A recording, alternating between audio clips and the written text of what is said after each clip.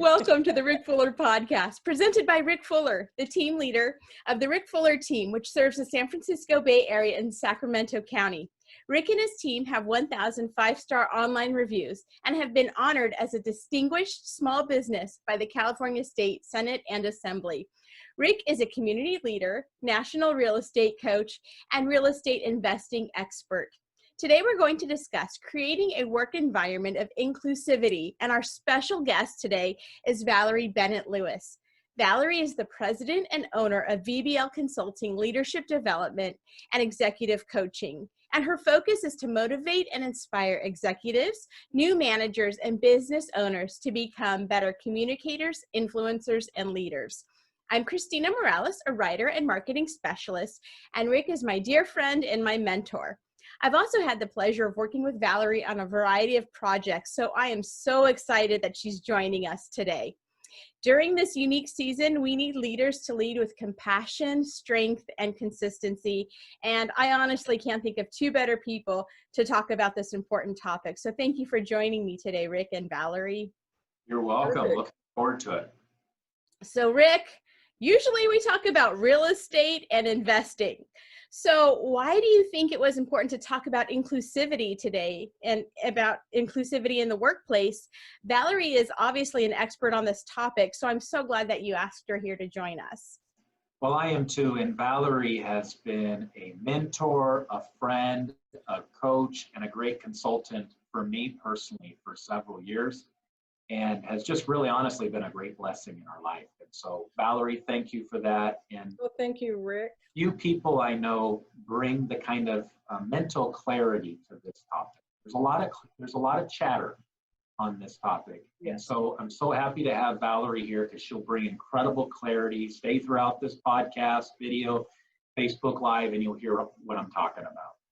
So we usually talk about real estate related topics. We usually talk about investing topics, and those are all business.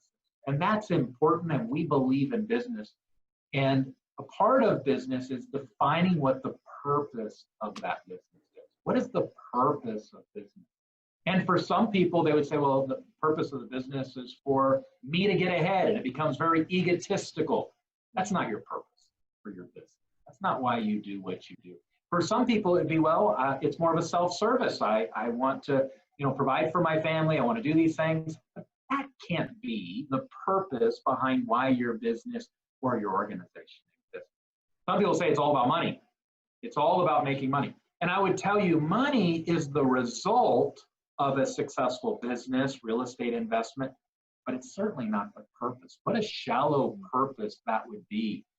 So what is the purpose? If it's not about ego, if it's not about self-serving, if it's not about money, what is the purpose of the business, the organization I'm a part of?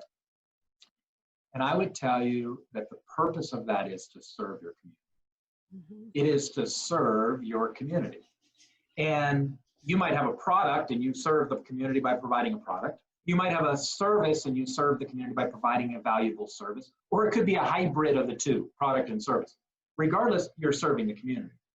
And if you're going to serve a community like the San Francisco Bay Area that is as diverse as any place on the planet, with different backgrounds, different cultures, different experiences, you have to have a business that is inclusive. You've got to work with other people to properly reflect the community that you serve. And when you do that and you operate with a form of inclusion where everyone can be a part of this, you can better serve and reflect the values and the people that are in your community and provide them a better experience in our business and real estate, provide them a better buying or selling experience as a result of the value people that have joined in and have given us great awareness and understanding to different cultures and backgrounds and experiences.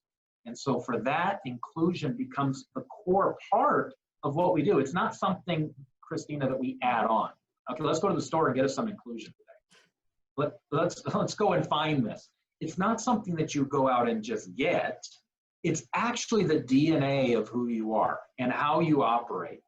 And when you have that embedded deeply in the DNA, like I'm going to serve people in my community, and people in my community have a lot of different walks in life, and to properly do that, I need to have people on my team and that I work with and that I can be in business with and I can serve in organizations with that reflect my community. And when you tap into that, when you're a part of that, it's actually a very beautiful experience to see people have the kind of experience that they're excited to tell others about. Mm-hmm. And okay, so we're done. He's done the entire podcast. Thank you very much. All right, now I can go Christmas shopping. So, I mean, this topic is so important right now. So, Valerie, can you share your definition of inclusivity? It's so much more than just having a diverse group of people working for you. What are the benefits that you are seeing as you coach these companies and these business leaders? How is this benefiting them? Sure. Well, let me give a little bit of background, though. Rick and I were part of a business networking group. And I remember after one of our meetings, we had a conversation. And I'm not sure how we really got into the conversation around diversity in businesses. We talked about small business owners and how they, how they reflect the community and the individuals that serve in the community. And then Rick and I just really started getting into a conversation around who are the people in his organization that are reflective of the community. And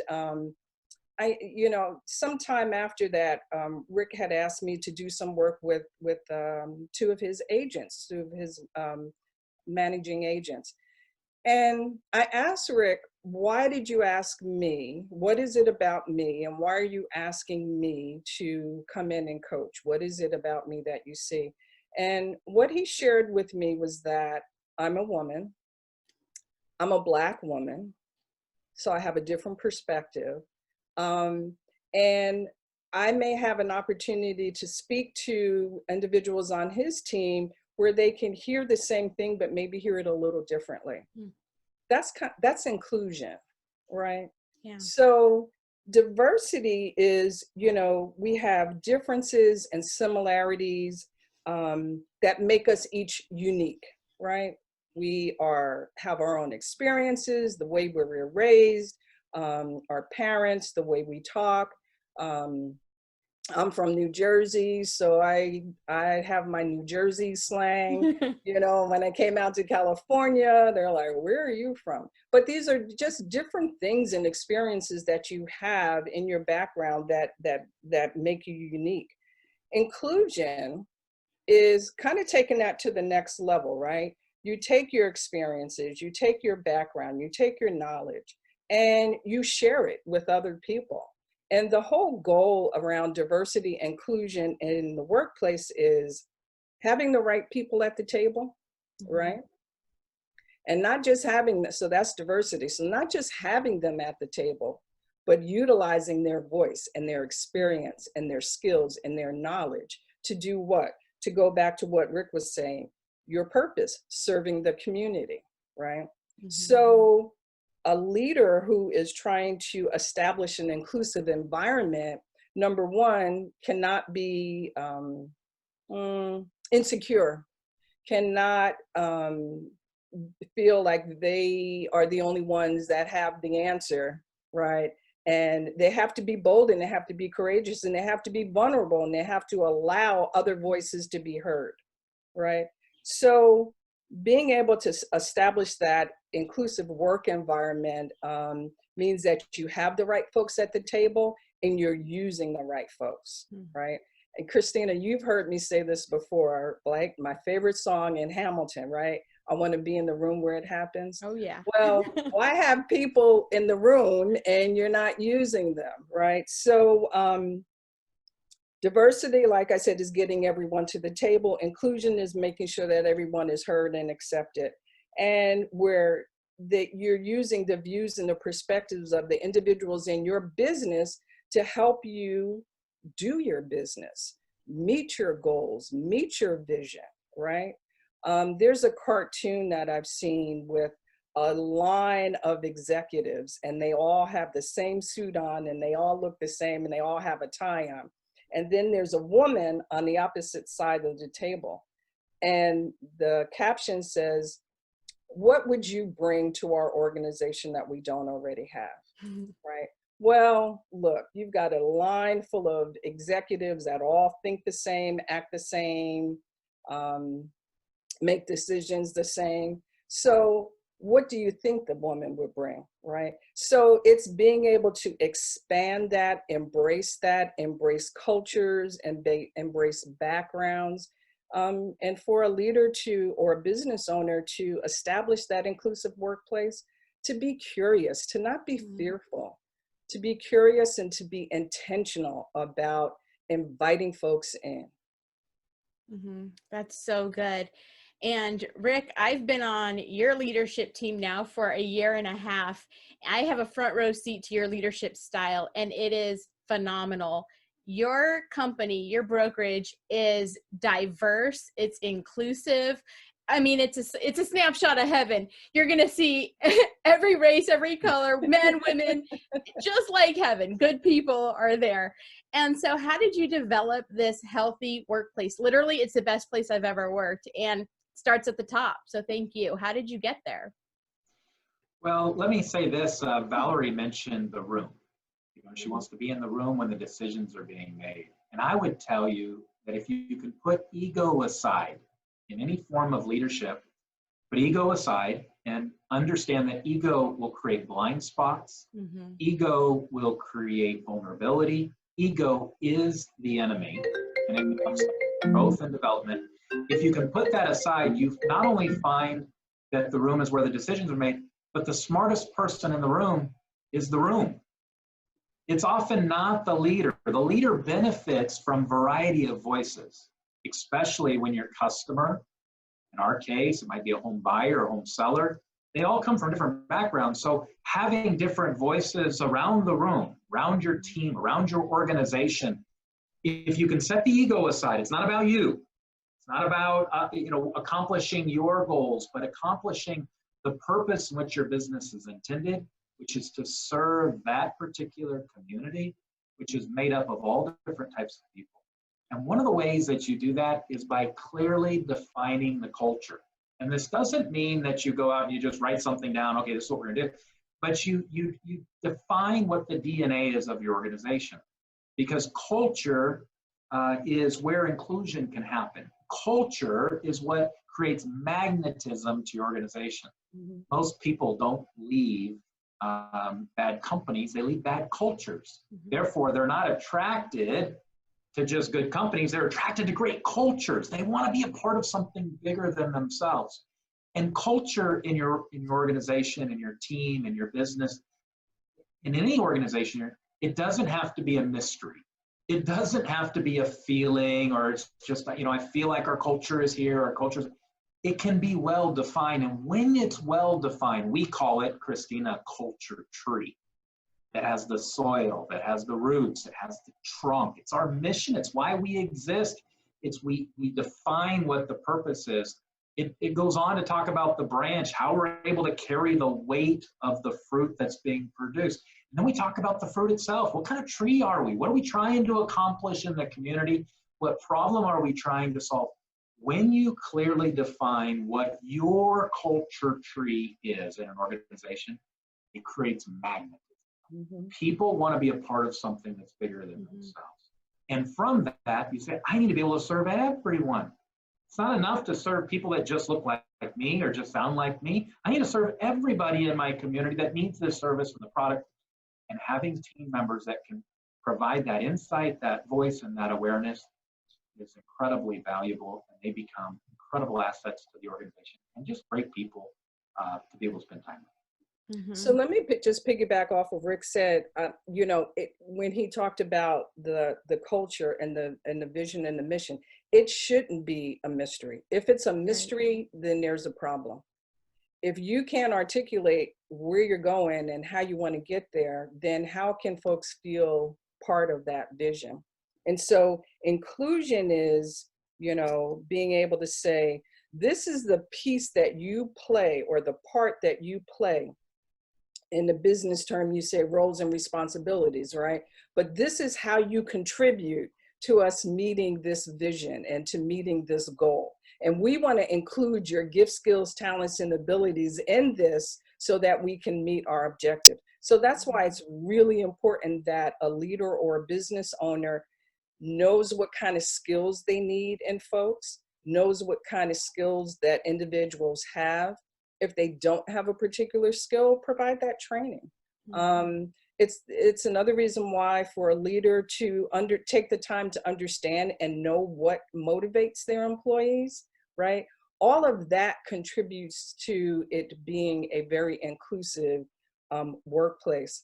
One of the things that Rick had talked about in his goals was really kind of focusing on retention, recruitment, and productivity. So those are kind of like embedded in my brain. Whenever I think of Rick, I think of retention, recruitment, and productivity, right? So how are retention, recruitment, and productivity impacted by having a more inclusive environment, right? Well, guess what? Rick is going to be able to retain high quality, high performing agents, right? Because he will have a reputation of being known as someone that has an inclusive workplace, that values what people have to say and allow people to be part of the solution. So here's another benefit: retention. Nobody's going to want to leave, right?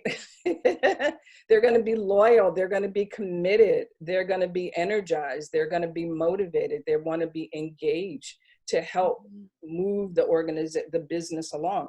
And then productivity. When you don't have to worry about stress, when you know that you are included, when you know you are accepted and validated, guess what? It frees you up to think about innovative, creative ideas. Oh, I have an idea for Rick. And if you give Rick an idea, he's going to go with it because Rick is an idea person. Yeah. Okay. You know what? I feel sorry for his wife because he probably goes home and the wheels are like that and just turning. And poor Jennifer is probably like, not again. I know, Valerie, you brought up a great point, because if I go home and tell my wife about another real estate investment deal, I'm going to need marriage counseling. So I agree with you. You're going to be, yeah. Or another business idea. I'm joking. So now when you have your inclusive work environment, you can say, well, guess what so-and-so brought up today? Oh, I think that's a good idea. We should do it. And so then you can just kind of blame it on your creative and innovative employees. But there's also another benefit of having an inclusive work environment: costs, right? It costs when you lose employees. The cost of attrition, Rick, you can speak to it, but you are you have to replace knowledge, time, energy, getting the new person up and onboarded. So why not use inclusiveness to motivate and encourage and engage individuals that catch your vision, right? And then your reputation as a business owner, and just having a real quality reputation that people want to work. I've heard people that work for your company, Rick, say, I could work somewhere else, but I enjoy working here. I have found that this is my place. And so I'm satisfied being here and helping him, visualize his mission. Right. Then the last thing is, guess what? It trickles down to customer satisfaction. You have happy employees. They feel satisfied. They feel like this is inclusive. They feel motivated and engaged. That trickles down to happy customers. So there are a lot of benefits for having an inclusive workplace. But then I have a question for you, Rick. Why, and I am so sorry about this, why do business owners, why don't they have more inclusive programs and outreach for most business owners?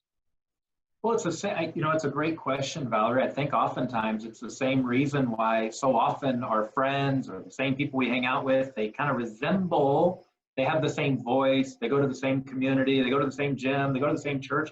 Like, we tend to tribe up as people, right, into various groups. What I have found, Valerie, is that I like having people that are around me that have different points of view, different experiences. Because if the goal is not about people agreeing with me, If the goal is not about that, it's not about people saying, yeah, Rick, you're right. Yeah, we agree with you. Yeah, that's exactly right. But if they have a different point of view, at the end of the day, the whole is benefited as a result of having the inclusion. And if it's just about, I want to hear what I believe is accurate, then I get a bunch of people who think the way that I think. Right. But if I really want to better serve my community, if I really want to connect with other people that have different backgrounds and experiences than I do, then I need to have that insight, that voice, and I need to have those partners in life and in business that can go out and help serve that community in a way that I may not completely understand. Mm-hmm. I think a great culture and even great inclusion, it's like a magnet. You described it earlier. A magnet really does several things. One of them, it attracts.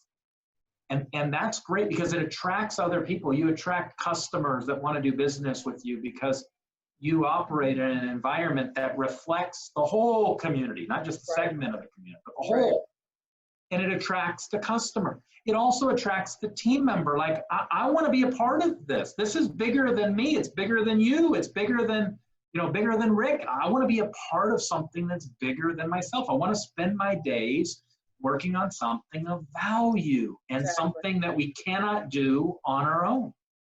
And so it attracts both quality team members and also great customers that we can serve that we wouldn't otherwise have. But you referenced it. The magnet has another purpose too, and it holds things together. Mm-hmm. And it keeps people engaged, and it keeps people connected, and it keeps people joined in. And when you have those benefits of inclusion in your organization, in addition to the moral benefit of doing that, but just the benefit of it, it helps everybody. Everybody wins more. Everybody achieves more, and everybody benefits as a result of us working together. Yeah. One of my favorite proverbs is that you can go fast by yourself, but you go far with others. Mm-hmm. And when you start bringing people in, and you want to go far in life, you want to climb some big mountains, accomplish some big things. Nobody succeeds alone. Yeah. Nobody succeeds by themselves, and nobody succeeds with big blind spots. And that's what ego does. Ego is a blinder. Ego is an enemy. Ego is a liar. It'll tell you that things that are not true, that are not accurate. It'll get you to believe your own lies and your own stories, right? Mm-hmm. Ego is the enemy. Get away from ego, move in the direction of I need voices in my life that sometimes are different voices than I often have, and that'll help me better serve my customers, my clients. So as you were talking, together we will go further than we ever go. So as you were talking about, using the collective of the team, right, to go further, what just came to my mind was a boulder. And so you've seen illustrations of one person trying to push a boulder up a mountain. So taking your description, imagine if you have the whole team pushing that boulder up, that can see your blind spots, that can see things that you can't see, that can help with the momentum. And so again, that's kind of what inclusion will do. But I also feel that some business owners don't make time for it, feel like it is too much of a commitment, because I think you have to be very intentional about establishing an inclusive work environment. You have to spend more time getting to know your employees. You have to spend more time checking in with them. And so some people just feel like the time and the commitment is not worth it. In order for your reputation, in order, kind of putting your money where your mouth is or having integrity, if you're not serious about following through on having this inclusive work environment, it's better not to even start it than to start it and do a half job on it and then let it fall by the wayside. That's even worse. I think another challenge for some business owners is not even knowing where to start. It's like that, what do they say? Like, how do you eat an elephant, right? Like one bite at a time. And in some, it's just getting started. It's just kind of getting that momentum and saying, here's the vision, looking at, well, where am I currently? and where do I want to be, and looking at your current state versus your future state, and then figuring out, okay, what do I need to do to get there? And sometimes that's calling in, you know, a third party to help you see things that you can't see.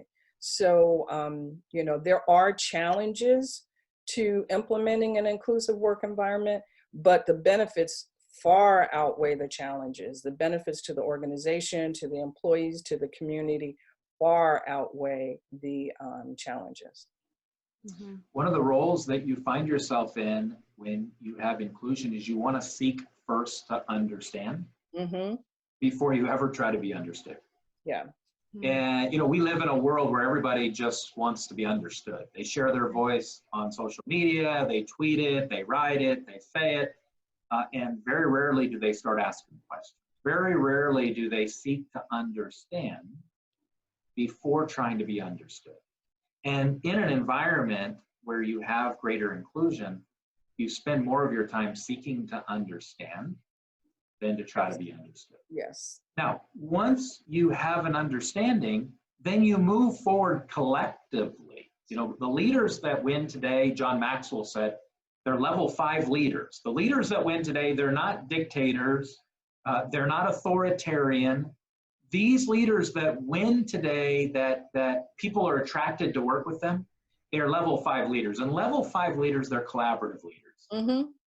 They work with others, they come up with all kinds of answers. Yes, they got to make tough decisions, but they empower their people, and they're collaborative leaders. They listen a whole lot more than they speak. And once they find the truth in it, once they find the validity, once they find what's right, then they speak it over and over and over again. And your visionary, your leader becomes the culture caster. They're constantly talking culture all the time. Yeah. And they begin to speak, but only until they have that collaboration amongst those that are in the room, which is your overall team. Everybody on the team can have a voice. And the leader, I'll talk to a leader and they consume 95% of the communication and listen 5%. Mm. And you got to reverse that. Yeah. You seek first to understand. I remember John Maxwell wrote a book called The 360 Leader. Mm-hmm. And he talked about how he would come into a team meeting, a leadership meeting, a business meeting, and originally he would give almost kind of a speech as a requirement for them to do. Now they had the speech, they got the strategy, go for it and do it. And he said towards the latter part of his leadership, he reversed it. He came in, he would share the observations and things that he's experienced, and then he would listen the majority of time to his leaders. He would come back, add a few comments or suggestions based on their solution, and then they would implement it, and then he would cast that vision as the culture caster of his organization.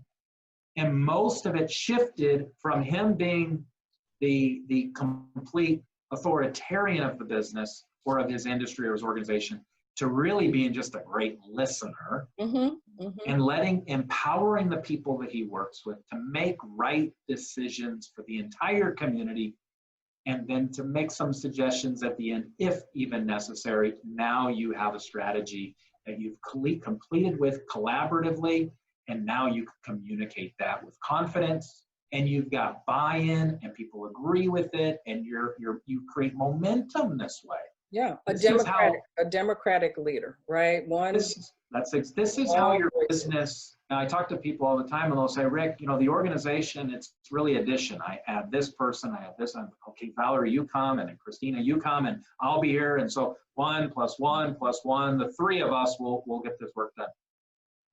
When you work with people, there's a possibility, there's a potential to create multiplication, not addition.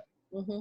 And if you listen and you work with great leaders and you include inclusivity with different voices around the table, you begin to not create addition in the organization, but multiplication. With Christina, with Valerie, with Rick, it's not 1 + 1. We're multiplying the efforts. There's a synergy where now we can accomplish a whole lot more together than we could ever do separately. Yeah, mm-hmm. Yeah. So Yeah. Valerie, we have a diverse audience listening in today. Some are agents, some are business owners, some are just people who want to be inspired. So what if someone isn't in a top management position and they want a more inclusive work environment? How do they approach their employer to improve this condition? So I think, as in anything, when you're approaching someone with an idea or a recommendation, you first start off with the with them. What's in it for them? What's in it for me, right? And so what are the benefits? And we've already talked about some of that. Having a strong customer satisfaction, customer loyalty, employee loyalty, cost savings, productivity. But the other thing that you can do when you're approaching your supervisor or a business owner, I think I had mentioned it earlier, what's the current situation? So if you know what the goal is and the vision is for the organization, where are they at now, right? And what do you think they can do to get to that next step? And by forming a committee, I'll share an example. I was with a major healthcare organization, and we did a seminar on diversity and inclusion. And at the end of this seminar, we had volunteers from the workforce, right? From all of the teams. We had different individuals that volunteered to set up a committee. And this committee was designed they were going to champion the work. And so they were going to get together and put a list of values. What are the values of the organization, right? And then bring that back to the rest of the team. Then they were also, another action item that they decided to work on is, how do we want to work together, right? So what does having an inclusive work environment, what does that mean, right? Does that mean showing up on time to meetings? Does that mean showing respect? Does that mean not interrupting someone when they have a different point of view or perspective? Agreeing to disagree. Being able to use emotional intelligence when you're managing conflict, right? All of those things that, if you don't deal with them, are barriers to you establishing an inclusive workplace. So these employees decided to form a committee and tackle some of these issues. And the senior VP of that particular department championed the work. Right. So made sure that these employees had time dedicated to discuss the issues, and made sure that if there was time needed on a meeting agenda to talk about it, that there was space to talk about it. So really being able to say what's in it for the business owner, but as an employee, right, what can I do to help contribute to making this workplace more inclusive? And when it comes from your frontline staff, I think it has more meaning, because having them develop these working agreements means that you are allowing them to be inclusive, right? It means that this is what we think we need to work more efficiently and effectively together. And so, and I think the other thing that's important is having constant communication about it. Don't just put it off on a shelf, right? Have it as an action item, have it as a point on your agenda, on your meeting, where you're constantly talking about what's going on and the progress that is being made. So frontline staff can really play a critical role in making sure that, number one, the business owner knows the value, knows how important it is, knows how beneficial it is for the organization and for the employees, and can articulate what's the WIFM for, what's the benefit. And if you can make a clear case for it, what business owner that is trying to be on the cutting edge and serve the community would not want to have an environment like that? So I think that there are a lot of things that, employees can do. And I think the other thing too is holding one another accountable, right? being able to have working agreements where you say, our culture is such that if I say something that is disrespectful to you, let's come with an understanding that I'm not being malicious, but I just don't know. Hmm. And I, you know, I want to be curious, and I want you to help me to understand what it is that I said and how it made you feel. You know, we're dealing with a lot of sensitive issues. There's a lot of social issues going on. There's just people, you know, there's a lot of sensitivity and people are on edge. And I had a client say to me once, you know, when all of this, you know, activity around Black Lives Matter and all of that, no one came and asked her how she was feeling. And she was the only African-American leader in her department. But no one really connected with her to say, how are you feeling? What's going on? You doing okay? Do you want to talk? And something as simple as reaching out to someone and being curious and saying, how do you feel about this? What's going on? Help me to understand it, right? Without forming opinion, because we all have biases, we all make judgments, we all bring things in. But being able to just kind of put those down and be curious and give one another the benefit of the doubt, and to help to enlighten or educate someone.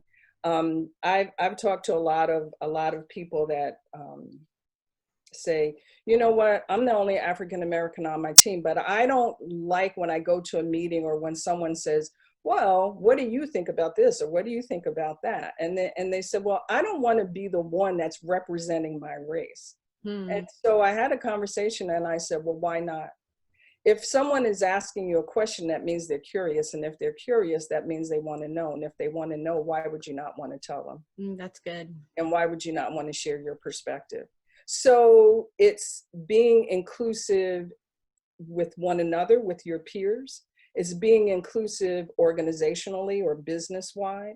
And then it's helping to hold one another accountable to be more aware, right?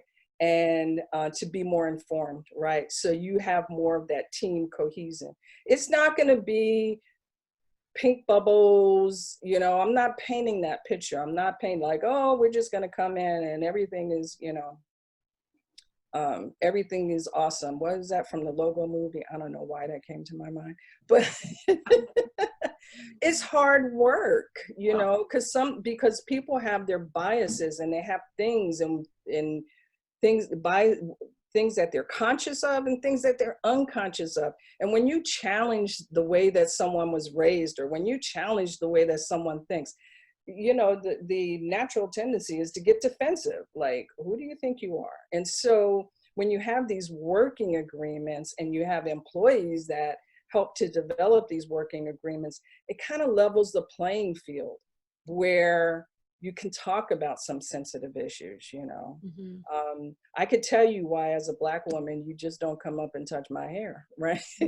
Rick's heard me say that, right, at a D&I meeting, right? I can tell you what I didn't that's want to about. have a broken hand. So. Like all this time I spent, you know,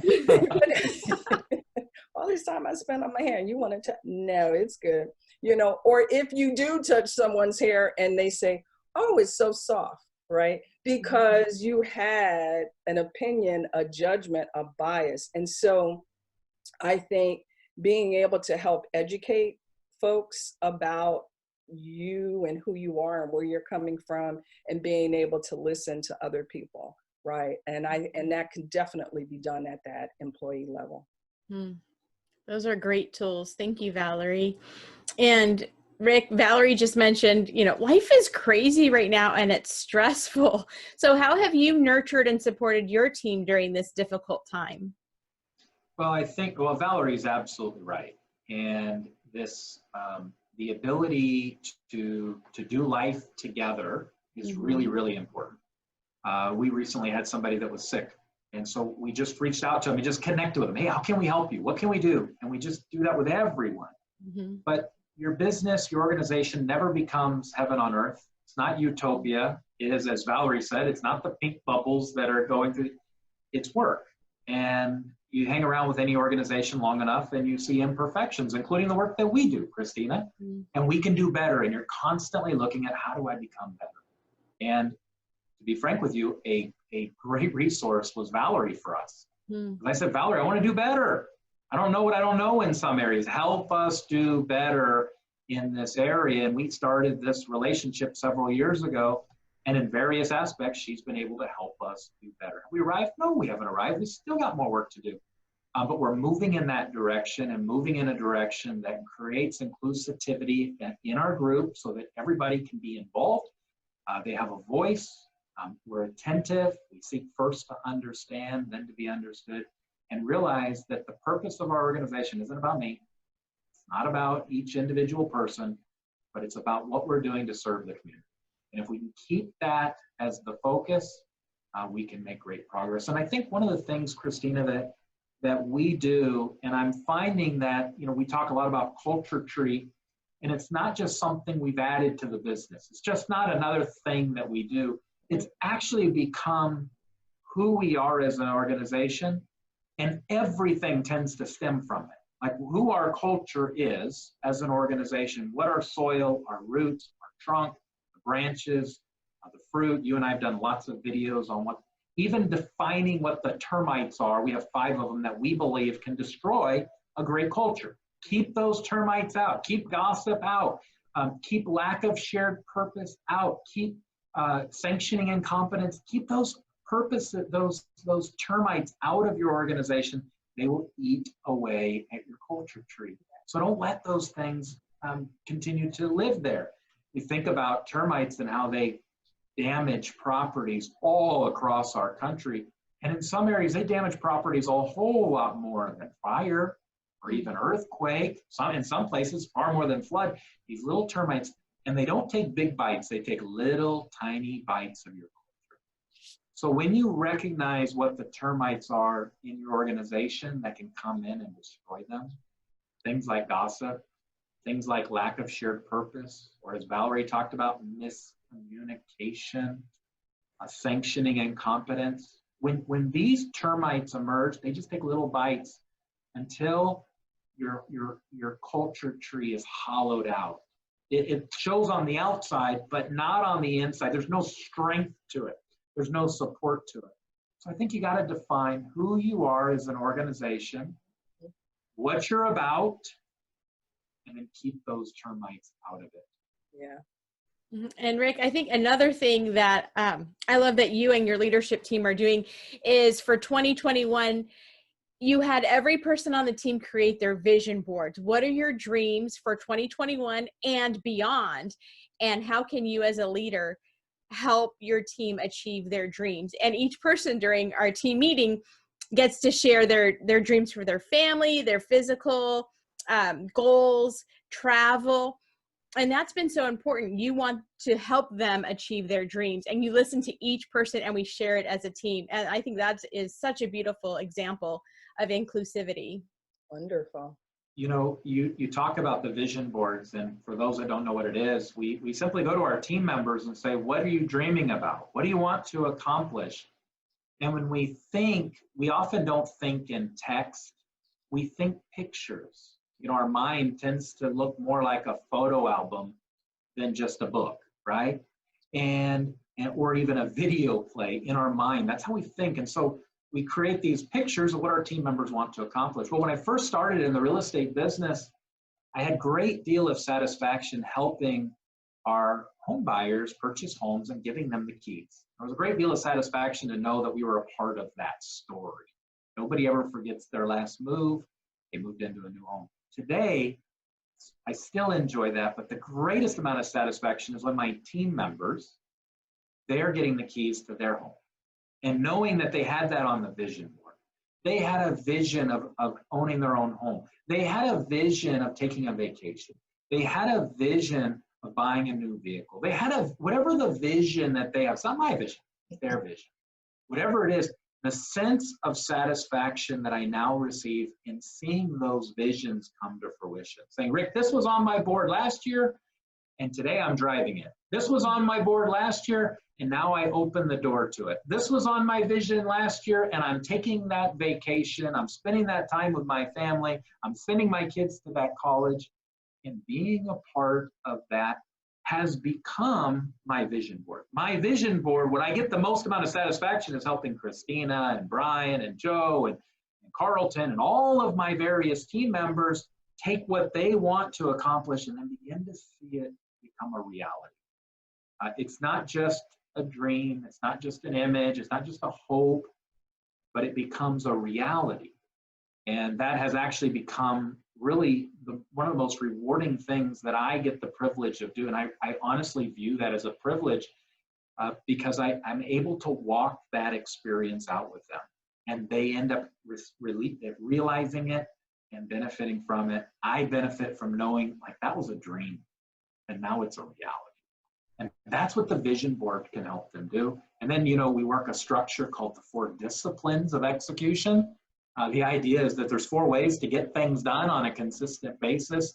And we work with our team members to actually help them clearly identify what their goals are and then a strategy to get them done on a regular basis. It's not enough to put it on a piece of paper.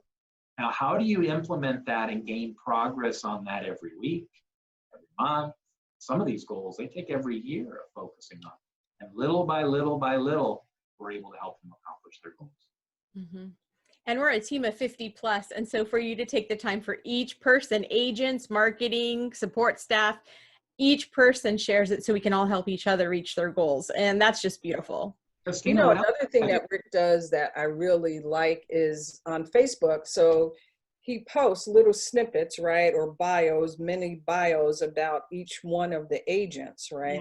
Yeah. And then you get individuals from all over whoever is, kind of a friend on Facebook saying, oh, wow, congratulations, or good job. And so you've got more of this positive motivation for folks achieving goals, or you get to know something about the agents that are part of the Rick Fuller team. So I think that's another thing that Rick does in terms of just really acknowledging his employees and the people, not his employees, but the folks that work with him to actualize his goals.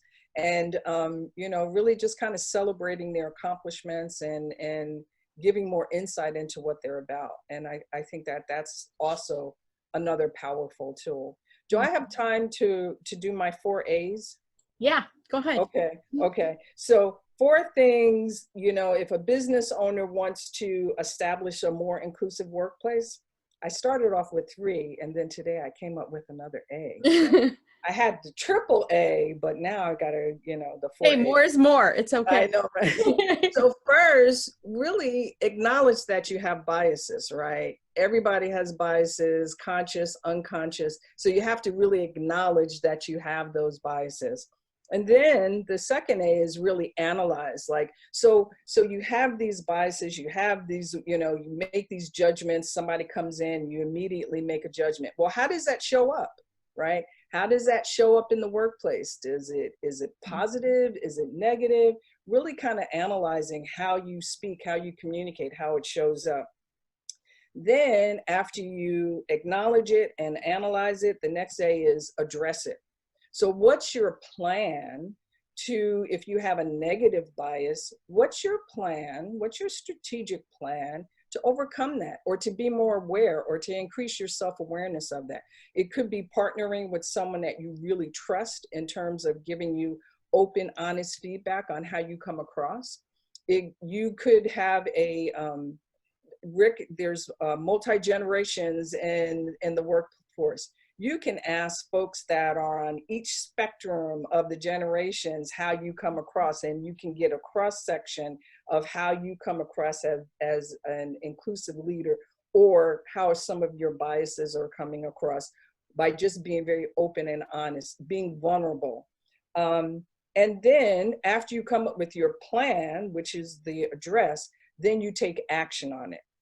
Do something about it, right? If you come across very harsh and that does not do much to promote an inclusive work environment, hire a coach to help you to be more aware of your communication style and to help you come up with some tools for how to communicate differently and flex. So I wanted to just share my 4 A's. You know, of course, there's not enough time to go into detail, but there are ways that leaders and business owners can take a look at their own behavior and do some things to make some changes if they're really serious about establishing an inclusive work environment. And we've just scratched the surface to this, Valerie. So if someone wants to learn more about this topic or needs help implementing it into their company, what should they do? Do you have any resources to share? Do you offer consultations or a health check? I sure do. Wait a minute. Where is it? Right there. Wow. Well, look at here. Request a free consultation. So I do offer a free consultation. Also on my website, vblconsult.com, if you go to my website, I have an ebook, and it's Create a Motivational and Inclusive Work Environment. So it's my first ebook, and I'm really proud of that. And I also have an assessment that leaders and business owners can take, and along with a list of actions that they can take to implement to be a more inclusive leader. I love that. Thank you. And it's vblconsult.com. Uh-huh. Okay, perfect. Thank you. And I'll put that in the link. And Rick, if a leader or business owner is struggling right now, maybe they're stuck emotionally, financially due to COVID, life's hard. What are some words of information, or what are some words of inspiration that you can leave them with? You have tons of great insight. So I'd love to hear just a little closing word of inspiration. Well, we all know 2020 has been crazy. COVID, financial implications as we speak. We're approaching a curfew in the state of California. Right. Restaurants are now no longer able to serve indoors. They're now serving outdoors or takeout. The environment is crazy. We just finished a very charged election. All of this crazy stuff is happening. And I'm going to tell you, if you're a business leader or just a leader in the community, you cannot become crazy. You got to stay steady. You don't have the luxury to lose your mind. You got to keep your cool. Remember, it takes a steady hand to hold a full cup. And if you have responsibilities and people that are looking to you, and it doesn't mean that you're not concerned and all of that, I get all that, but you can't be crazy just because the market's crazy, just because the industry is crazy. So remember what your purpose is. And when you remember what your purpose as the organization, we talked about it earlier in this video, when you remember what your purpose is, something's going to happen. You're going to start settling down a little bit. And though you're going to see all of the things that you can't do today, that's all we look at, right? We can't do this, can't do that, can't do this, restriction, restriction, restriction. There are opportunities that are now emerging. There are opportunities for you to serve the community. There are technology opportunities that we were making progress on prior to COVID, that when COVID hit, it accelerated those, like the word Zoom, right? Like virtual meetings. In my business, virtual showings, virtual open houses. These things were a trend before, but COVID has accelerated that. And it's an opportunity, whatever industry that you're in, because we have lots of people that listen to us from various industries. You don't lose your cool. Don't get crazy, even though the world is crazy. Exactly. Remember what your purpose is in the organization that you lead, in the organization that you belong. When you do that, start looking for the opportunities to serve. Ken Blanchard wrote a book several years ago called Who Moved My Cheese? And today, people look and say, the cheese has been moved. The cheese is gone. I can't find it. There's no more cheese. That's not true. The cheese is not gone. The cheese has been moved. Are you going to continue to go back to where the old opportunities were? Are you going to continue to complain? Are you going to continue to remain frustrated? Are you continue to pull your hair out and go crazy? Are you going to continue to let those pressures, you're sheltering in place, you're sheltering your mind, you're sheltering your brain, you're sheltering everything in your business? You become, in the real estate industry, a secret agent instead of a real estate agent. Are you going to do that? Or are you going to say, the cheese is not gone. It's just been moved. And therefore, I've got to change. And Valerie is a great person to contact to say, hey, the cheese has moved in my industry. The cheese has moved in my organization or business or whatever I'm doing. Help me find out where the new opportunities are. And by doing that, Christina, our eyes are open to new opportunities. Some of the organizations, not every organization is struggling today because some organizations have found new opportunities. I think of 3M in creating masks. They were not creating masks before this. Now they have a new opportunity to help and serve the community by creating masks. That's a new opportunity. Ford started creating ventilators. GM started creating ventilators. That was not an opportunity before. There's an opportunity to meet that demand, to meet that need. They're not a ventilator company, but they can do it well. And now they're meeting that need. These are because they stayed steady. Yeah. They didn't spill over the cup. They had a steady hand. And although the cheese was moved over here, they found new opportunities to serve and bring value to the community. And as long as you stay on that vein, you will find new opportunities. We talked right before the call, have a positive outlook, be a positive thinker. Positivity, Zig Ziglar used to say, is like a light switch. Everything in your life becomes easier to find when the lights are on. Yeah. Everything becomes easier to do when you have a positive outlook. I understand you might be concerned. I understand financially. Have a positive outlook because everything is easier to find, identify, fix when the lights are turned on. Yeah. And one more thing, remember, people are your most valuable asset. So take the time to establish that inclusive environment. If you don't know how, go to an expert and ask. And, you know, there are trainings, there are assessments, but for a business leader to operate from a position of power and to be more of service to the community, as Rick said, realize that people are your most valuable resource and make them feel heard, valued, validated, and part of the team, and you'll just soar. Perfect. Well said. Well said. Well, that's all the time we have for today. Thank you so much, Rick and Valerie, for challenging us, inspiring us, and giving us tools. If you would like more information about the Rick Fuller team, please go to rickfuller.com/careers. We're growing the team and we're looking for people who are hungry, humble, and smart to join us. And it's an incredible place to work. To contact Valerie, please go to her new and amazing website, vblconsult.com, for her resources and to get a free consultation. Have a great day, and we can't wait for you to join us next time. Thank you. Thank you, Rick. Everyone. Thank you, Christina.